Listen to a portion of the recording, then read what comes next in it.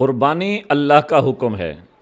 اعوذ باللہ من الشیطان الرجیم فصلی لربک وانحر، اپنے رب کو راضی کرنے کے لیے نماز پڑھیے اور قربانی کیجیے۔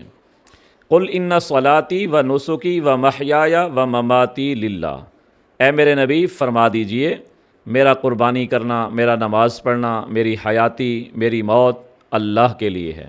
تو اس لیے ہم بھی قربانی اللہ کی رضا کے لیے کریں۔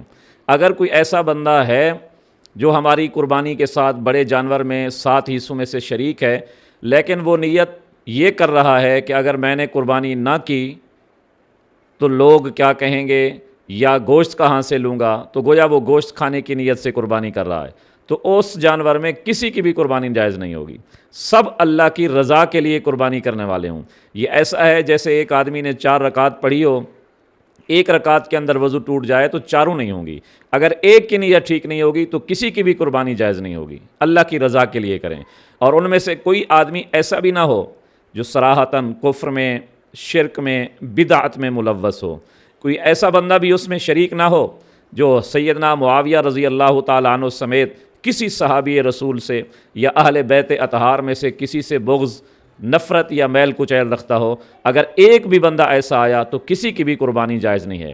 میرے نبی صلی اللہ علیہ وسلم نے فرمایا من وجد ساعتاً فلم یضحی فلا یقربن مصلانا، اگر کسی آدمی کو اللہ نے طاقت بھی دی ہے قربانی کی پھر بھی وہ قربانی نہیں کرتا تو اس کو یہ اجازت نہیں ہے کہ وہ ہماری عیدگاہ کے اندر آ کر عید کی نماز ادا کرے۔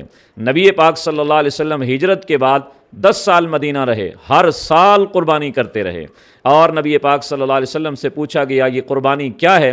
آپ نے فرمایا سنت ابیکم ابراہیم، یہ حضرت ابراہیم کی سنت ہے۔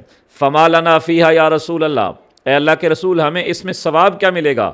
آپ نے فرمایا ہر اون کے بال کے بدلے میں، ہر بال کے بدلے میں اللہ پاک ایک نیکی عطا فرمائیں گے۔ اس لیے قربانی آ رہی ہے، اگر اللہ نے آپ کو فرصت اور طاقت دی ہے تو قربانی ضرور کیجئے، اللہ کی رضا کے لیے کیجئے۔